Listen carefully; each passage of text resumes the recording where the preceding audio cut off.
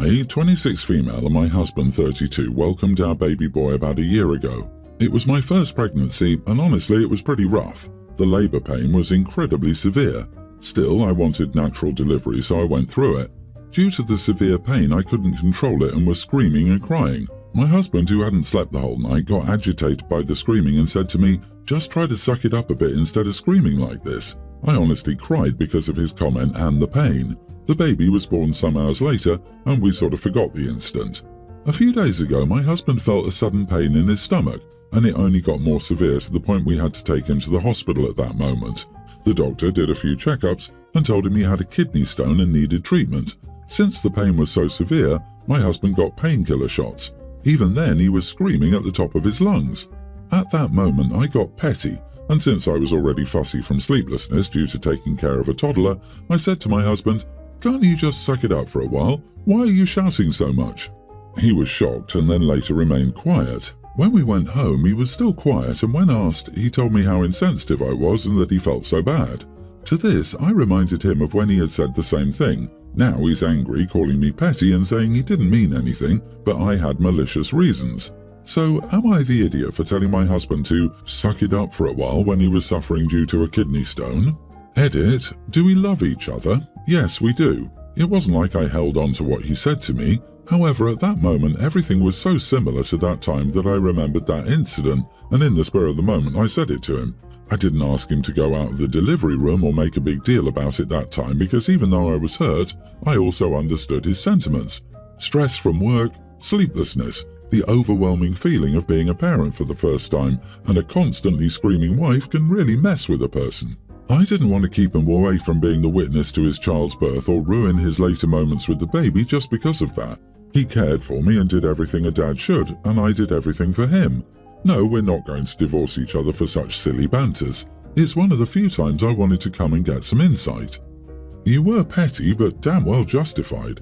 Tell him your pettiness stems from how you've never forgotten how he spoke to you when you were at your most vulnerable. How do you like them apples? And what did your husband expect was going to happen? That you'd sit and coddle his pain when he invalidated yours? No, sir, what's good for the goose is good for the gander. Hopefully he will quit wallowing in self-pity and realize that dismissing the pain of someone one claims to love is beyond callous and was wrong of him. We as a society need to bring back ethical pettiness, LOL. Being petty in return when someone was petty to you during an actual moment of weakness and struggle. I can't even imagine what I would have done if my husband told me to suck it up while I was giving birth. I might have caught a charge or something, LOL, because that man would not have seen the next day's light. Compared to that, this pettiness on OP's part is well deserved, LOL. Not the idiot all the way, and if hubby didn't mind telling a pregnant woman whose insides were being shredded open to give way to a whole human to suck it up, he surely shouldn't mind this. My girlfriend did the same thing. She sprained her ankle playing ball and was taken to the hospital. When she phoned home to ask her husband to come pick her up, he told her, "You figured out how to get to the hospital, you can figure out how to get home."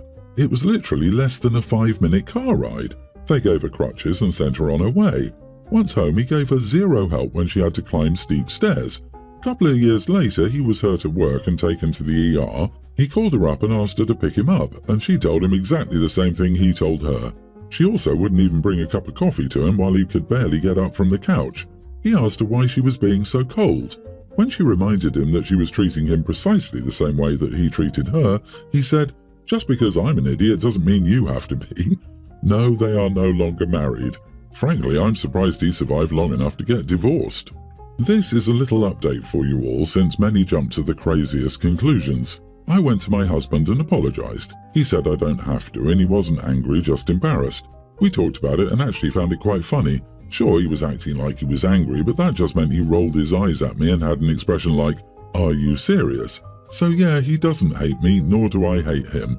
I will prepare a nice dinner for us since the past few days have been exhausting and my husband also needs a good treat. So yeah, nothing too crazy as some of you expected. Have a good day, people. I'm a Brazilian but have lived in the US for 3 years. My first language is Portuguese. I have a preschool-aged son and I'm pregnant with a girl due in May. My son is friends with a girl whose mother, I'll call her Becca, is also pregnant. She's due a couple of weeks before me and is expecting a third girl. We frequently discuss our pregnancy since we take our kids on playdates almost weekly. Becca is into unique names, not uniques or tragedies, but names she and her husband created. It's not my style, but she came up with genuinely nice names for her older daughters, so there was never really a reason for me to say anything. This time, Becca and her husband had trouble creating a new name. She first brought this up last December. For months, they tried to create something that sounded good with no success. We took our kids on a play date at a park this weekend. Becca excitedly told me they'd finally settled on a name when we sat for a snack. I was really happy for her and asked what they'd chosen. Narina. To those who don't know, that's Portuguese for nostril. I managed to control myself and told her it sounded lovely, but my son giggled. My husband and I are raising him bilingual so he speaks Portuguese, and Becca wanted to know why. I tried to brush it off, but she kept insisting.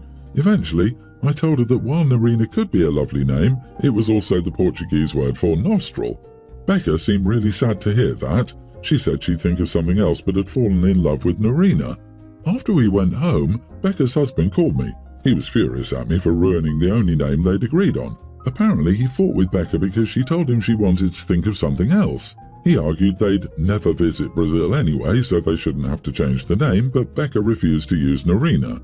My husband agrees that their fight is not my fault. Still, he thinks I didn't need to tell Becca anything, since Americans are unlikely to know what Narina means. Am I the idiot? Edit, this was not my son's fault. He's a preschooler and had an honest reaction to hearing a baby would essentially be named Nostril. I get that some people might think I was the idiot, but I don't blame my child for this. Not the idiot. Your friend's husband is the idiot for confronting you. You weren't really given any other choice other than to explain your son's reaction. Even if you brushed it off, there's a high chance your son might have spilled the beans later, like after her child is born. Young kids rarely know how or when to filter things, which goes double if they're chatty. I'm also shocked they didn't bother Googling their name ideas as they came up with them. I see Narina as nostril on the first page of the search results. I googled it. Narina is a type of bird, and it means fresh pomegranate flower as a Persian name. They way overreacted. Many names and words mean something different in another language. At least the word is innocuous. The name Bill sounds like brother-in-law in Dutch, which means buttock. Do you think people are going to stop using Bill as a name? William has to be one of the most common names in existence. She needs to chill and use the name she likes. I, 33 female, am an OBGYN and I've been travelling around different parts of the world on missions with Médecins Sans Frontières. Long story short, it had been 15 months since I'd been home. For some context, I decided to join due to a depressive episode after my ex-girlfriend broke up with me, but I ended up loving it and I just kept going on missions for 15 months. My ex-girlfriend is a good friend of my sister-in-law, Penny. I decided to take some time off and return for a while before deciding what's next for me. I returned 2 weeks ago. My brother, I'll call him Harry, 34, and his wife Penny, 28, are expecting their first child. They scheduled a baby shower for yesterday, and Penny invited me. Family members and some of Harry's old friends were asking me questions about different missions, why I left for charity when I could earn a fortune here, whether it was hard being a woman in those areas, etc. I gave them short answers, but they asked more questions. Penny subtly asked me to talk one-on-one in the middle of the party. She told me I was monopolizing everyone's attention and taking up everyone's time. No one was paying attention to the purpose of this gathering due to my being there. I apologized and asked her if she wanted me to leave. She said I'd been enough of a distraction and told me to please leave early. I left about half an hour after this talk. So far, everything's good.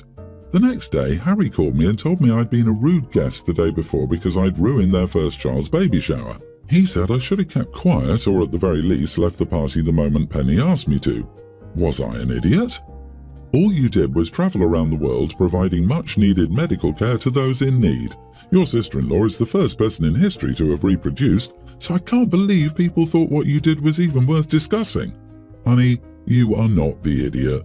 Fellow medical professional, you responded to inquiries about your work and travels and kept the responses nice and light.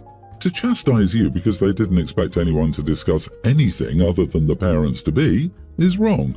Others enjoying your company should not diminish their celebration. If they were bothered by your presence, they need to address it internally. P.S. I did mission trips to Guatemala and Peru and had amazing experiences. Thank you for working with underserved communities. Boy, this must have been a very boring baby shower if OP's mere presence and conversation about work were enough to distract the guests. It's not like you were juggling monkeys while standing on your head. You were answering questions. OP, thank you for your work. I'm, male 43, a single dad to two twin daughters, 18, Jess and Amy, not their real names. Their mom hasn't been in their lives since they were about 6. As a result, we're a close family and the girls have an extremely tight bond. They couldn't be more different as people though. Jess is a big extrovert, she loves to party, is out every weekend, and has a boyfriend and a big circle of friends. On the other hand, Amy is introverted and shy and spends most of her time studying or reading. They still remain really close, and I hope that Jess brings Amy out of her shell more, and Amy encourages Jess to study more than she currently does. Last weekend, Jess had been invited to a party with a group of friends. Amy hadn't been, and I suggested to Jess to let Amy come as well. I thought it would be good for her to socialise after working hard throughout the week. Jess mentioned it to Amy, and when Amy asked me, I told her she should go. They both got ready that evening. Jess picked out Amy's outfit, and it was great to see some sisterly bonding. At around 2 a.m, I heard a big thud downstairs, waking me up. Jess was carrying Amy, who was clearly very, very intoxicated. When I asked what happened, Jess told me that Amy had gotten carried away drinking, and as she's not used to alcohol at all, it had had a bad effect on her. Jess told me Amy was talking to everyone, flirting with boys, taking her top off to expose her bra, drinking shots, and essentially nothing like her character. Jess took her away at 2 a.m. to come home. While Amy was vomiting in the toilet, I got annoyed at Jess for allowing her to get in that state as she knew Amy didn't drink and Jess had a responsibility to look out for her when she was on her own. Jess said, Amy's an adult and she can do what she likes, which got me extremely irate, and I shouted at Jess I knew Amy wouldn't have been in that state if Jess wasn't encouraging her to drink and party. Amy has been extremely embarrassed and hungover since and has said she's never planning to socialise with Jess or at school again. I've told Jess I'm disappointed in her for allowing this, which she said is entirely unfair. Now she's being distant with both Amy and me. Part of me feels this is justified as I know Jess would have had an influence on Amy, while the other part of me does know she's an adult who should make her own choices. So, am I the idiot? Note that we're in the UK where the legal drinking age is 18. You are the idiot. You also encouraged her to go to an adult party with alcohol, not just Jess. Amy is 100% an adult, in the eyes of UK law at least, and can make her own adult decisions. Even if Jess encouraged her to go overboard, which you have no proof of, Amy is still old enough to make her own choices. Also, you asked Jess to include Amy. You can't expect Jess to babysit her adult sister. You should be sitting Amy down and having a supportive conversation about limits and when to stop. Dumping the blame on Jess is an unreasonable reaction. You're punishing Jess for doing what you asked. Jess did what a good friend does. She got her home. It's completely unreasonable for you to be mad at Jess for Amy's drinking. You owe Jess an apology and a sincere thank you. You need to talk about Amy about moderation and safety when socializing. Also, you owe Amy an apology. People need to stop acting like there's something wrong with being an introvert. My female 41 son, 20, has been in a relationship with his girlfriend Lily, 20, for about 3 years now.